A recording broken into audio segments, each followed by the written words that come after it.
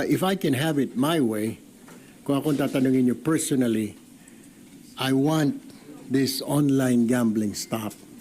Kung ako po masusunod, ora mismo dapat itigil na ang online gambling. Because of the fact, masama na po ang nangyayari.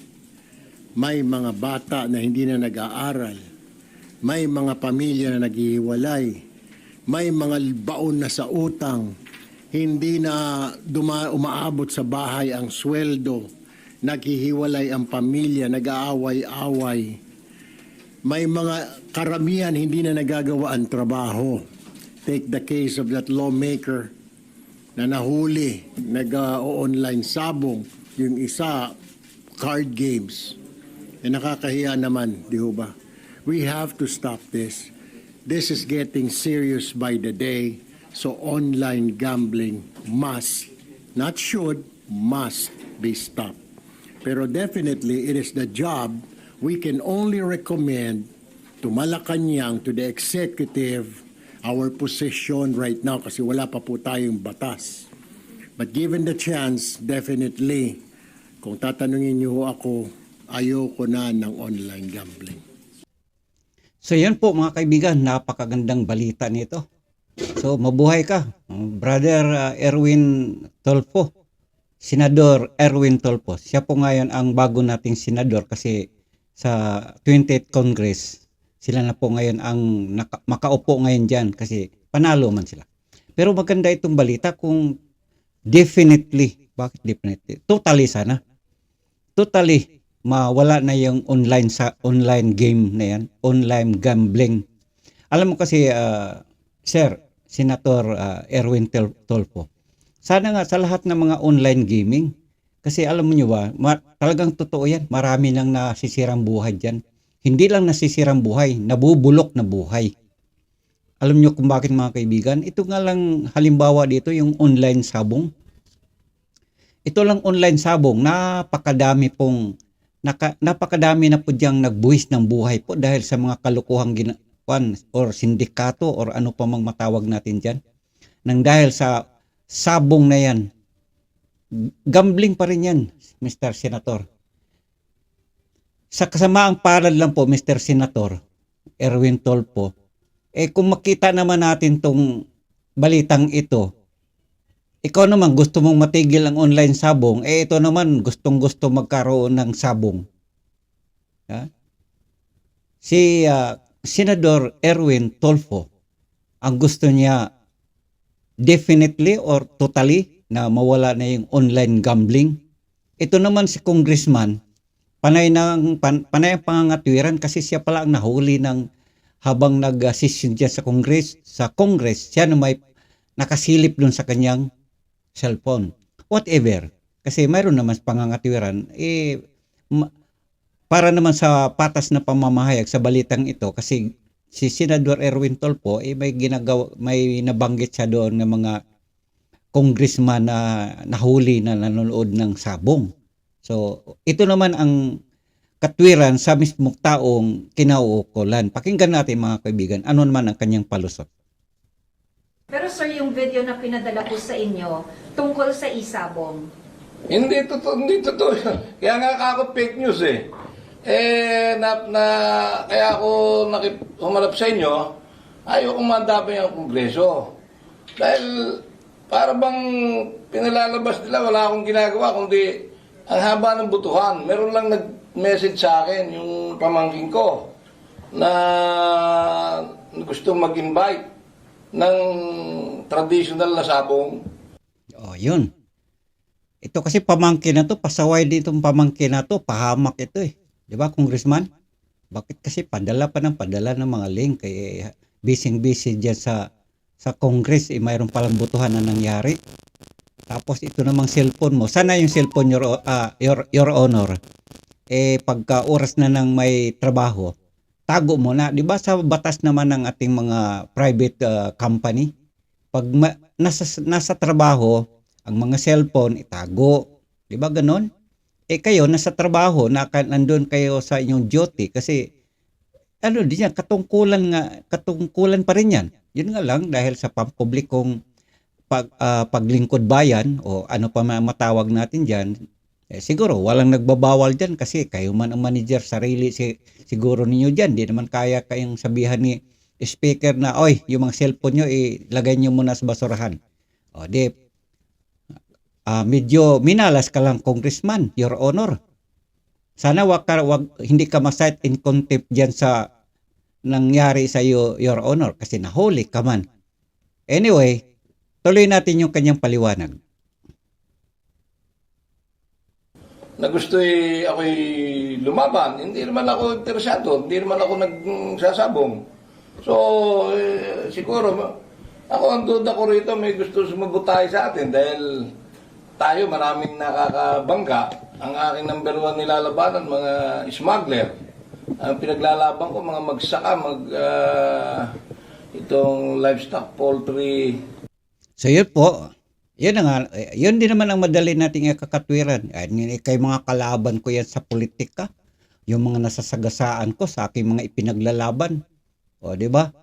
So whatever, Your Honor, ang kwentuhan kasi dito, ang issue dito, yun nga, doon sa cellphone mo na nakita na may, manok at saka kung ano pa man ang meron doon, may harang, may bakod.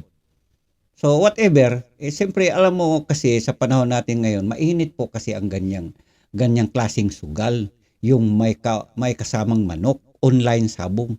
Isipin nyo naman mga kababayan, hindi pa tapos yung mga missing sabungero ngayon. Wala pang naka-solve dyan, bagamat mayroon ng mga hakbang kung paano bulgar at matapos ang issue na yan. Kawawa yung mga pamilya ng mga sabungirong na missing na lang. Hindi na makita ko na saan na ngayon. At ang balita, ang kanilang mga katawan inilubog doon sa ilalim ng lawa. Tapos, ito namang ating mga congressman, kagaya nito, walang concern man lang sa pangyari dito. Anyway, hindi ko naman sinasabi na itong si congressman, wala siyang pakialam dyan sa mga bagay na yan. Nangangatwiran nga naman Dahil siyempre, yung kanyang pamangkin nag-send ng link. Siguro, na touchscreen kasi, di ba, Your Honor?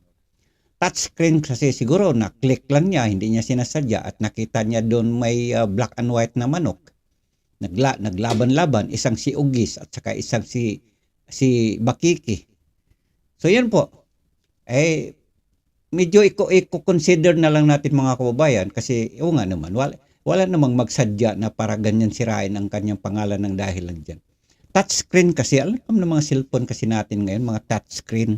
Siguro hindi naman niya sinasadyang i-click yun, na-touch nga lang yung kanyang screen. Ayun, nakita tuloy. So yun po mga kaibigan, ang pangalan nitong si congressman na to is si Mr. Briones o whatever kung tama ba ako sa pagkabanggit na yun. Pero yun po ang isang issue ngayon mga kababayan dahil siya nga naman ang nakita doon sa loob ng Congress habang nagbubutuhan doon, nagtatrabaho ang ating mga kongresista dahil balik trabaho na sila sa 20th Congress na ngayon. Mga kababayan, pagbigyan natin si congressman, ang atwiran nga naman, hindi naman siya marunong magsabong. Ito, mayroon pa siyang ipapakitang video. O, ano bang meron yan, congressman? Kung mapapansin niyo, hindi yan sabong. Ano po yan? O, ano yan? Ano yan? Well, yung Hindi naman pala sabong. Ano yan? Ano lang yan? Yung drawing yan, drawing. Ayan. EI, oo nga pala. Hindi yan sabong mga kababayan na wag kayo masyadong palabintangin dyan. Alam naman kasi ngayon sa ating panahon ngayon, uso na rin ng EI. Yan. Kasi mahirap naman magbintang tayo sa ating kapwa na sabongero ka mo o ano pa man. Wala namang patunay dyan Wala naman siya sa loob ng sabungan. Yun nandyan lang siya sa kanyang cellphone. Uso kasi ngayon ng EI. So mga kapatid, pagbigyan na lang natin kasi nga naman, andyan lang naman. Alam mo naman sa panahon ngayon, touchscreen na at saka may uso pa ngayon na EI. Yun bang kunyari, akala mo'y totoo, yun pala hindi naman pala. yung practice fight na nag-i-invite sa atin. Walang tarian, walang tao. Oh. O, walang tao. Tinignan ko lang dahil nag-ini-invite tayo. Ayun pala. Yung ano So, pala, Ano ibig sabihin ng ini-invite, sir, in practice fight? Ano ibig sabihin? Hindi, gusto tayong imbitahin na lumaban sa isang derby. Marami namang nagpapa-derby. Tayo nung panahon ng eleksyon, naimbita lalo yung mga leader natin na merong oo nga pala naimbita. Pero magtanong lang ako, Mr. Congressman, Your Honor, di ba pagka ang sa tao iimbitahin, ibig sabihin, may background siya kung paano ang laban na yan. Kasi alangan, may imbitahin ang hilig na laban is laban sa gagamba. May gagamba diyan. Imbitahin ka, ang hilig mo gagamba, ito po yung ay imbitahin ka sa, yung pala may sabong, wala ka ka-interest doon. So whatever mga kababayan, alam mo kasi pagka mga ganyang bagay, marami namang mga ikakatwiran. Kasi kung hindi nga naman totoo, dapat talaga mga katwiran kasi alanganin naman nating aminin. Bayat. So yun po mga kababayan, hindi naman natin to pwedeng ibintang talaga na yun na ngayon. Kasi kung mo ba napanood sa cellphone, yun na ngayon. Pero malinaw ang sinasabi ni Senador-elect Erwin Tolpo na hanggat maaari yung online game or online gambling na yan, lalo na dyan kagaya sa sabong na yan, online sabong, matigil na. Kasi marami nang nasirang buhay at totoo nga naman yan, Mr. Senador Erwin Tolpo. Hindi lang nasira ang buhay, nabubulok na buhay kasi wala na, kalansay na nga, nandun sa ilalim ng tubig. Mga kapatid, hanggang dito lang po yung ating gawing reaksyon sa bagay na ito na isang kongresista na kunan ng litrato na bukas ang kanyang cellphone at sabi nanonood, di umano nanonood at habang kasalukuyang nag-session doon sa Congress at yun, ayon doon sa balita na yun is butuhan. Nagboboto sila kung sino nga ba magiging susunod na speaker. Panalo nga naman si Romualdez. So yun po mga kababayan. At pagbigyan na lang natin ito at bigyan natin na siya ng malawak na unawa sa mga bagay na ito. At hindi naman pwede nating ibintang ang mga bagay na ito na yun na nga yun. Mahirap naman tayo magiging judgmental. Kasi unang-una, ulitin ko lang, ang ating panahon ngayon, uso na ang AI. AI at saka touchscreen. Kung hindi naman niya sinasadya at nakalabit lang niya yung lugar na yun, siyempre, hindi lalo na't malakas ang data ng cellphone, maglabas talaga ng video yon.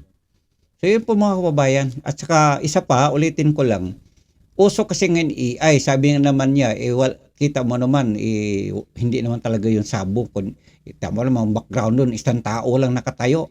Tapos wala namang tao doon sa likod ng bakod. So pwede nating sabihin dito na AI lang yon, Your Honor, Congressman. AI lang yon kasi mga ganung bagay naman, hindi na imposible sa panahon na natin ngayon. Uso na kasi ang mga application na lalo na dito sa social media. Hanggang dito po mga kababayan, sana po naunawaan natin at sana po pagbigyan na lang natin si Congressman o nawain natin. Kasi kung hindi nga naman talaga ganun ang katotohanan, edi tama nga lang naman. Alright? Ang inyong kaibigan sa Himpapawid, Buwan TV, hanggang dito lang po. Maraming salamat mga kababayan. Babay na lang muna.